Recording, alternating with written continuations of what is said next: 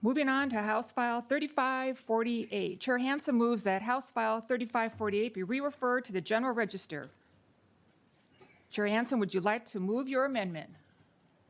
I think you would. I'm sorry. I meant to say Chair Anderson. I apologize.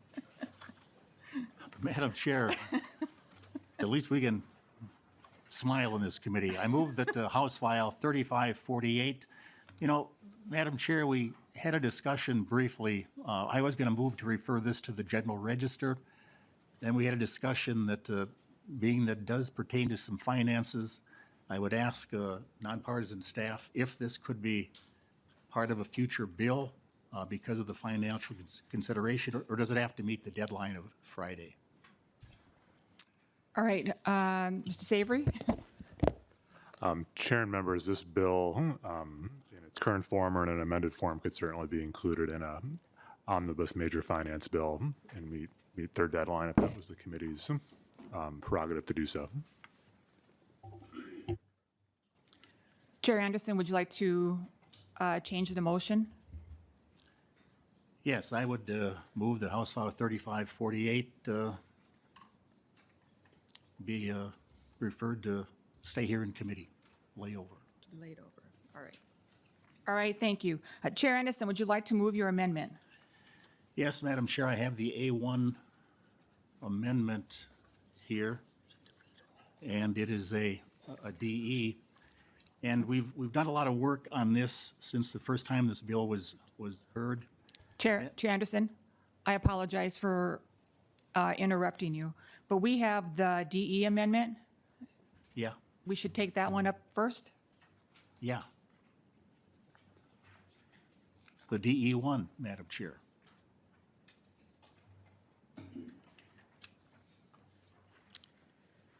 I would like to move the DE1 amendment. All right, fantastic. Chair Anderson moves the DE amendment to your amendment, Chair Anderson.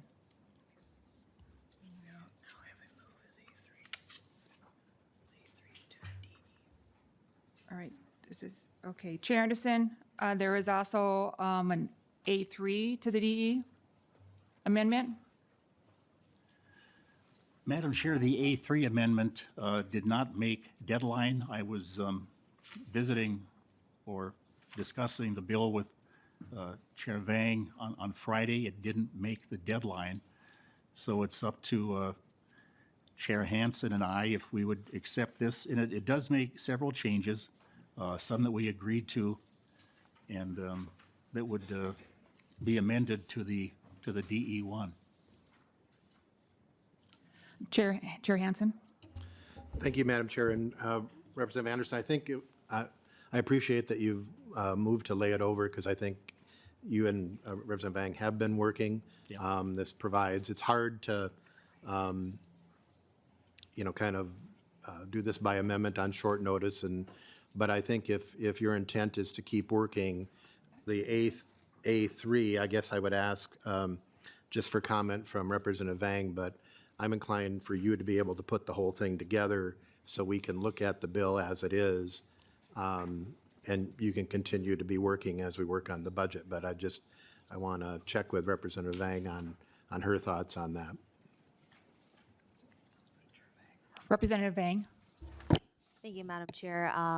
Yeah, and I think Chair Hansen, you are correct. And thank you, Chair Anderson, for working with me over the weekend on this too as well. And so happy to put it in the shape that the author would like it to be first, and we can have further discussion. Representative Hansen. Thank you, Madam Chair. And then, so Chair Anderson, we would, even though it's after deadline, we would support the A3 to the DE1, to get the whole thing in the shape you would like. Thank you, Representative Hansen. Is there any further discussion on the A3? If not, Representative Anderson, would you like to explain the A3?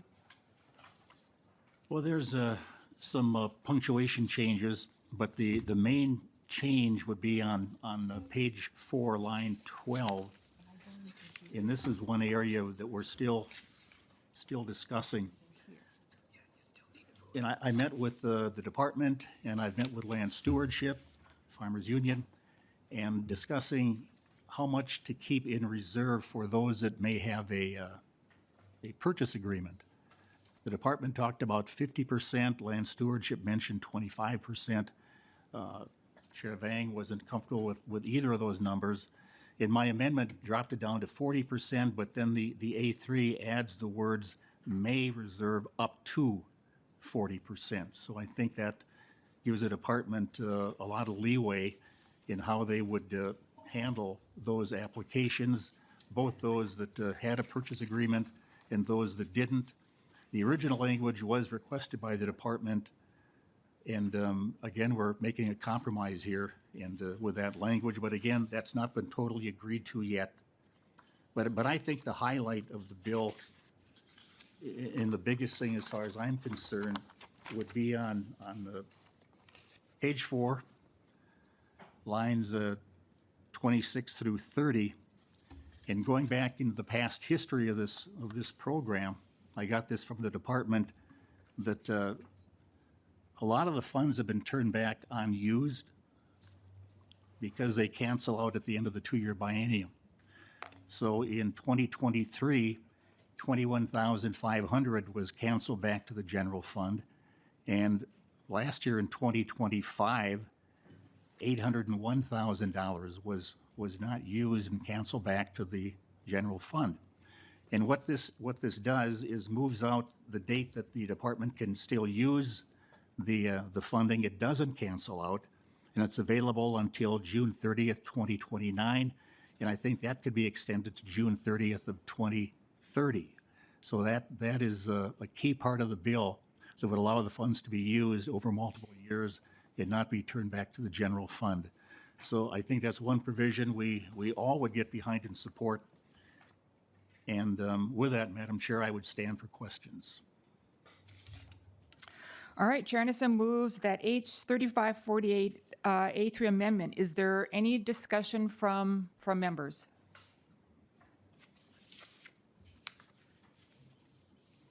Representative Abaje.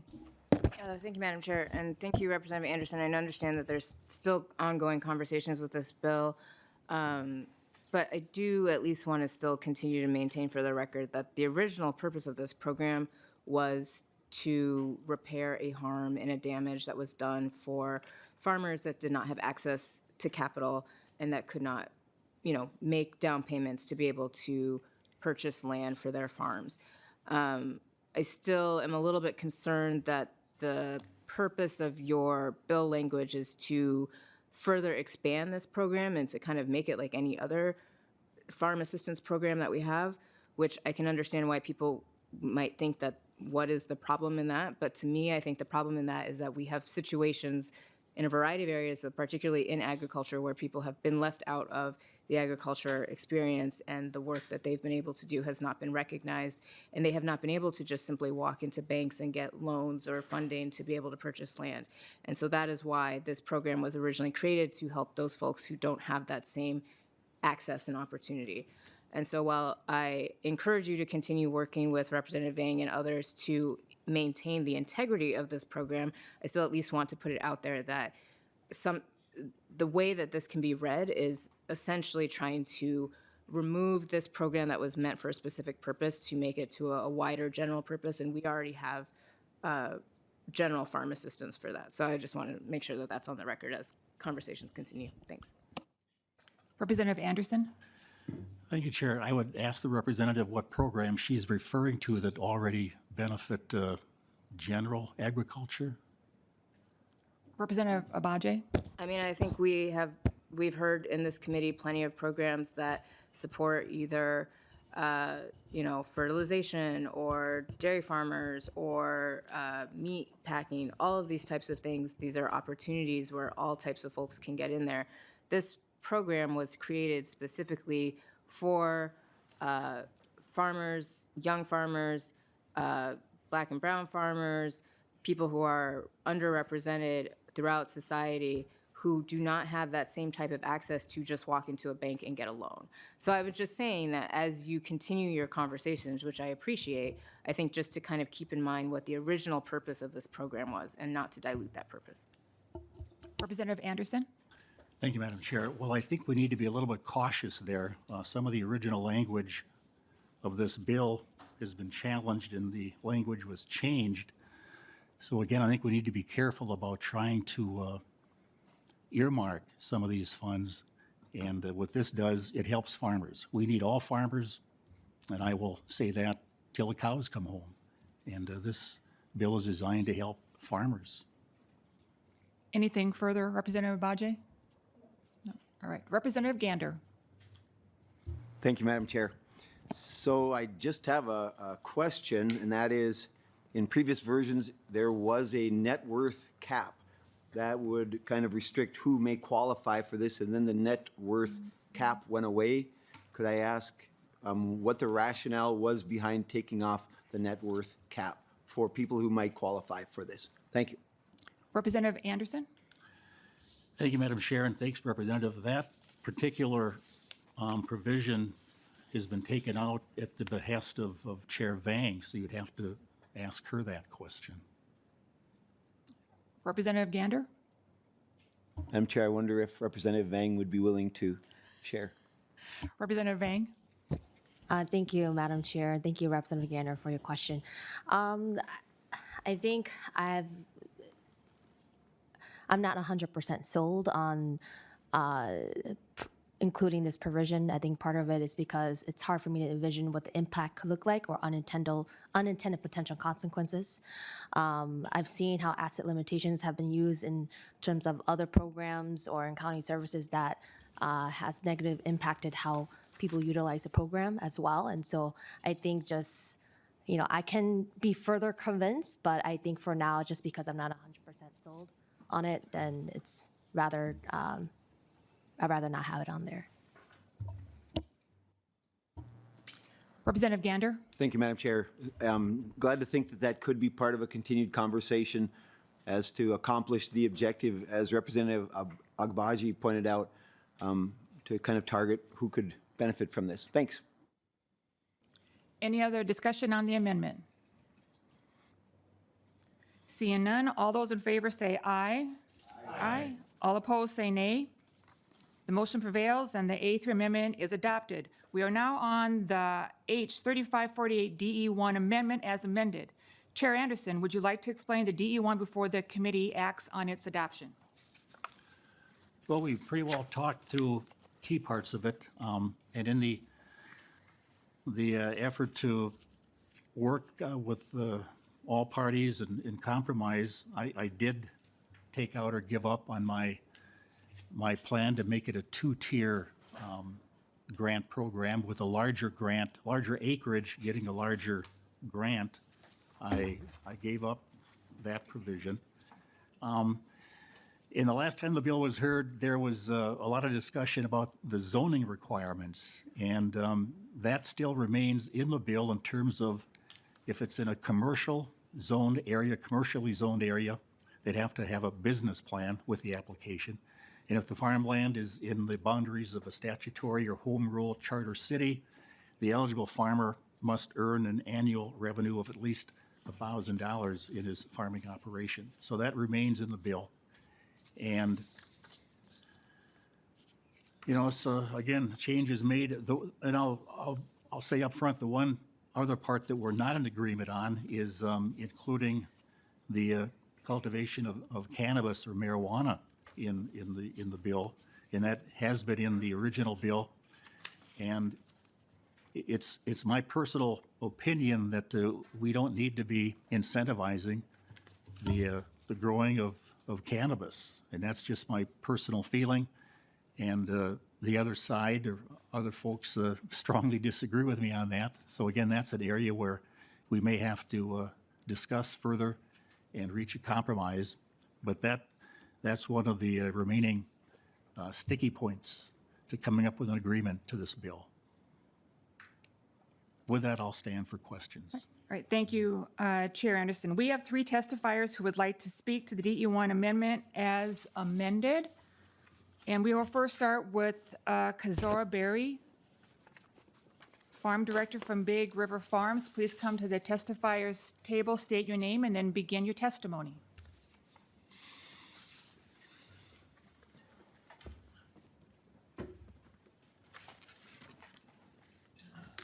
Thank you, Madam Chair. My name is Gajo Berry, but you could say Kazua or Kajoa is fine.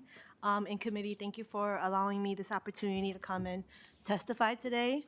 I'm the farm director at the food group. We are a nonprofit, and I oversee all of our sustainable agricultural department. And Big River Farms is one of those programs. We're located in Marina and St. Croix, where we run an incubator training program. And an incubator is not an egg chamber. In this instance, it's actually a business model where we allow farmers to come and utilize the infrastructure and the land access piece to grow their business there. But we have a comprehensive training program that is certified under the Rural Authority. So meaning if farmers go through our training program, should they ever seek out funding opportunities through the state and the county, then our program and our curriculum basically certifies that. Every year, we serve about 25 to 30 small farms, and they go through our program. And we average about 2 to 3 farms that actually, we call it like graduate, where they find land, either long-term or they secure it through like buying land. And the buying part is it's always more rare because it's harder to do so, especially for farmers that just face so much barriers and challenges, which fits the profile of all of our farmers.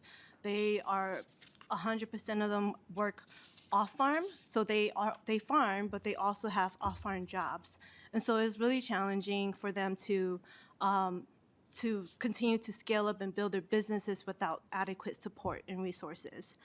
So basically with the land access piece with our program, we do allow, leasing to a certain amount of time, but farmers want to scale up. Farmers are only allowed to farm up to 2 acres at Big River Farms, but if they can buy land elsewhere, they are basically securing land for themselves where they can get, more acreage and they can increase their businesses.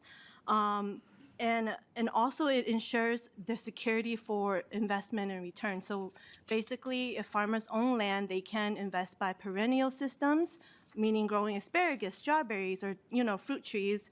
That would be theirs. Whereas if they are renting land and they're doing that, that investment doesn't come back to them because the landlord can essentially just kick them off of the land, or they can be displaced and et cetera.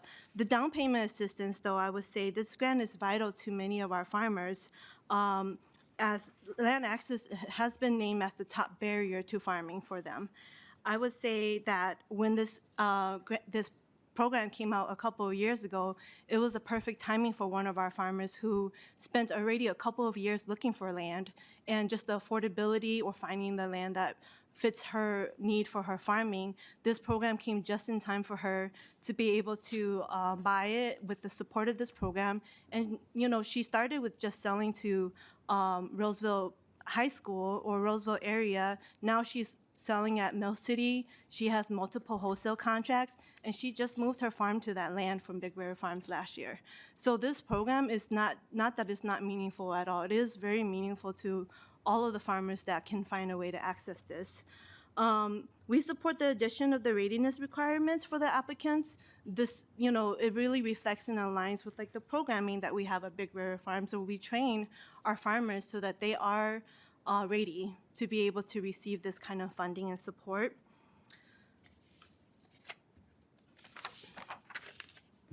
And we have had some farmers who actually remain in our program for longer than their goal desired because they just simply cannot find the land that works for them, or oftentimes our farmers are trying to access farm service agencies, direct loan services, and it's really hard to get that approval as quickly. So getting the approval to align with the needs of the down payment assistance the timing doesn't always fit.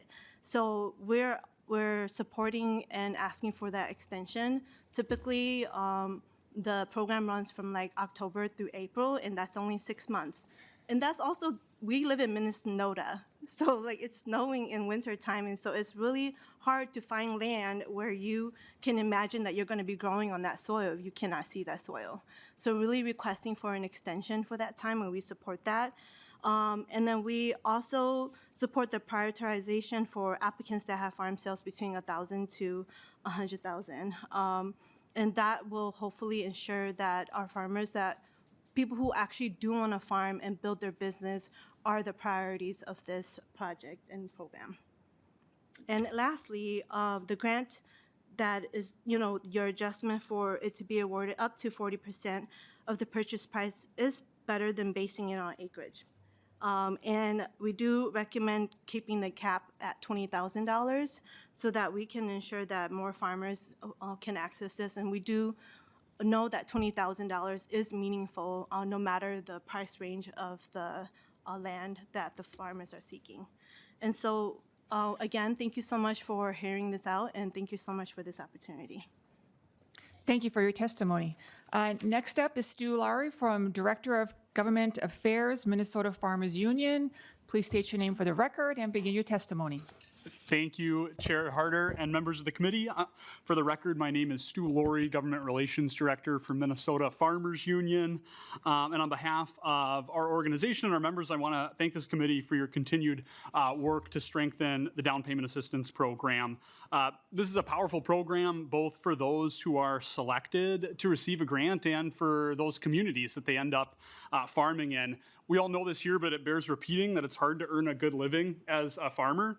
Most farms aren't hosting a retirement plan or those kind of benefits. Instead, the promise of agriculture is being able to own your land and invest in that, right? That's also what allows you to invest in infrastructure, as Kazua talked about, to invest in the health of the soil and to invest in your community. So I really think we're all stronger when folks can achieve that dream of farm ownership. And I want to thank Chair Vang, because in creating this program, she created that opportunity for so many folks that wouldn't have been there otherwise. So, the challenge, of course, as with so many programs that are created, right, is that there's a limited amount of money, and you have to choose who receives it and who doesn't. In this case, that's by a lottery, and so not everyone gets that grant. In fact, a significant proportion don't get the grant. So from our perspective, the most important thing is to ensure that the money that you all fought for last session, the $1.2 million for this upcoming year, gets out to farmers who can go use that and make sure that they're getting on the land. So, that, and to echo other testifiers, but means some basic readiness requirements. It also means extending that timeline as we've talked about. And I'll just close. This is a powerful program. I've heard both from members who've received it and are thrilled, folks who hope to receive it in a future round. I'll also say that the $20,000 for even a costly piece of property is really significant, and it isn't just in gaining that tenure. Anything that you're able to put into that down payment also makes it more likely that you're successful and more profitable over the long term, because it's lowering that monthly mortgage payment. So thank you to this committee. Thank you to Co-Chair Anderson for your work and continued conversation to strengthen this program, and I'll be happy to answer any questions. Thank you. And last, we have Laura Schreiber from the Land Stewardship Project. Schreiber, I apologize. Please state your name for the record and begin your testimony. Thank you. Thank you. Thank you, Chair Harder and committee members. My name is Laura Schreiber with the Land Stewardship Project. And thank you to Rep. Anderson for your work on this bill, and really appreciate the ability to have a conversation and work through different language recommendations. So as you've heard, this program was established in 2023, and Minnesota really did become a leader in offering this program. And to date, we've been able to help 112 farmers buy land, whereas we have heard, though, that last grant cycle, there was $800,000 that had to be returned due to primarily two main reasons: the allotted time and then readiness of those applicants. So really greatly appreciate adding the readiness requirements to make sure applicants are in the best position to be successful with this grant and have a plan for their farm business. Also, as you heard last year from farmer Derek Ellis, the timeline for finding land once farmers are awarded this grant can be tight. Farmers typically have 6 months to find land, but if they're piecing together those FSA loans and largely looking for land, as you heard from Kajua, over the winter can be difficult. And last year, 37% of grantees who weren't able to utilize funding attributed that to the timeline. So being able to extend that timeline is really valuable, and I think one of the bigger things that we can do this year. So thank you for that inclusion. a few suggestions just to offer for the set aside, adding in the set aside for priority applicants, so those who are making $1,000 to $100,000 in farm sales, just be able to prioritize this funding to go to folks who need it most. And really appreciate the work from Rep. Anderson to move from the acreage-based payment to instead base the award on 40% of the purchase price. And as Mr. Laurie recommended, $20,000 is, I think, a really impactful funding amount. So knowing that there has been over 400 applicants for this program, 112 people able to actually receive the award, recommend capping it at that 20,000 so more farmers can be able to go out and purchase land. So thank you again to the committee's continued work on this program. It is incredibly helpful for so many farmers. So happy to answer any questions. Thanks. Thank you. Is there anyone else who would like to testify to the DE1 amendment as amended? Seeing none, we will move on to member questions, and we will start with Representative Gottfried. Thank you, Madam Chair, and thank you, Representative Anderson, for your work on this bill and working with Representative Vang as well. I did want to ask a little bit about the exclusion of cannabis for this program, and so I guess my question is this a personal preference, or is there like a policy reason behind the exclusion for cannabis? Did this come from the agency, or is this your personal preference? Thank you, Madam Chair. Representative Anderson. Thanks, Madam Chair, Representative.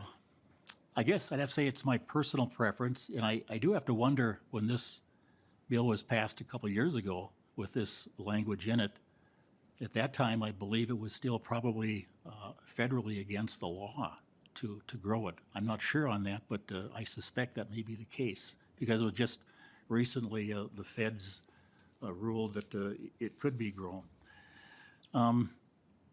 So that would be my thought, that we don't need to incentivize the production of that particular crop, my opinion. Representative Gottfried. Thank you, Madam Chair, and thank you, Representative, for that answer. No, I appreciate, or Chair, for that answer. No, I appreciate it. And from my perspective, I'm not a cannabis user, and I do think emphasizing agriculture that grows food is where my preferences would lie. But at the same time, I do wonder if we're doing a disservice by putting this caveat into this particular bill. Just a couple of things to throw out there. As we're talking about entry of small farmers into various agricultural industries, including the cannabis industry, going back to the intended purpose of this program as it was originally crafted, we are seeing an underrepresentation of Black and brown farmers. And this holds true within the cannabis industry as well. I just pulled up some quick statistics. 38% of cannabis business owners are people of color, yet only 18% of total funding goes to quote-unquote minority-owned businesses. And so there's a steep underrepresentation as far as the funding that they receive. And I think, well, maybe not the intended purpose of this carve-out from this program, I think that only furthers that trend. And then if we're talking about more largely about the consolidation of the cannabis industry, cannabis is a growing industry throughout our entire country right now. And between 2020 and 2023, we saw a market consolidation of the top 20 brands throughout the country control from 26% of the market share in 2020 up to 35% of the market share in 2023. We do not yet have numbers in 2026, but I imagine that consolidation will continue. So as we're talking about how do we get smaller farmers into the agriculture business, I don't know that we should be excluding industries that are legal as we are continuing to have these conversations and preventing Minnesotan farmers from entering a $149 billion industry. I think I would highly encourage you to talk to Representative West, Representative Hansen about their work that they have done in the cannabis industry and trying to set that up here. I don't think that this exclusion really serves the market development that we are trying to do in the state of Minnesota as it pertains to legal cannabis. So just would encourage as you continue to have these conversations to keep those things in mind. And with that, thank you, Representative Hansen, Chair Hansen, or Anderson, excuse me, I'm doing it too. Chair Anderson and Chair Harder. Thank you. Representative Anderson? Well, I'm sure Chair Hansen agrees with me on this one, but anyway, a couple of things. I'm not trying to prevent cannabis growing, certainly not trying to prevent it. I'm just saying, should we be incentivizing it? There's a difference. The other thing you mentioned, this program has been in effect for 3 years, and you say there's been very little impact by those that grow cannabis. Well, they've had access to the program for 3 years and evidently haven't made big inroads in utilizing the program. So again, it's an area we're going to be discussing and working on. So thank you. Any other members have questions about the DE1 amendment? Hearing none, Chair Anderson renews his motion to adopt the H 3548 DE1 amendment as amendment. All those in favor say aye. Final comments? No, I'm getting there. Pardon? Right there.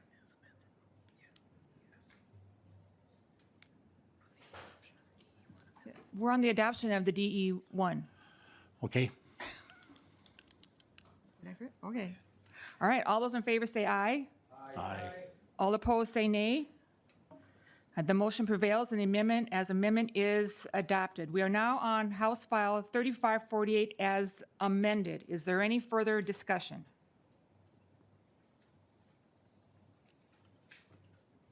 Chair Hansen? Thank you, Madam Chair. And Representative Anderson, you'll keep working with Representative Vang, is that correct? Yes, Madam Chair. No. All right, Chair Anderson, would you like to renew your motion? Just lay it over? All right. Just a couple of final comments, Chair. Yes, Chair Anderson. Talked about the intent, original intent of this program, and I agree with that, but yet on the previous bill, I was told that you can't dictate what future legislatures do. So this is somewhat similar in that, on one hand, my colleagues are saying, well, you can't solidify this program because future legislators can change it. But now in this bill, you're saying, well, that's not the intent of the program, so we can't change it that way either. So it's a little bit of, I think, not quite being fair to either of the bills. And my last comment, Madam Chair, the comment was raised that the priority was for smaller farmers, and I would draw members' attention to page 3, line 34, that says a priority will be given those that have incomes, between $100,000 and $100,000, and those who produce industrial hemp, cannabis, crop block grant, fruit, vegetables, tree nuts, dried fruits, medicinal plants, culinary herbs, spices, horticulture crops, floriculture crops, and nursery crops. That's still in the bill. That language is still in the bill, ladies and gentlemen.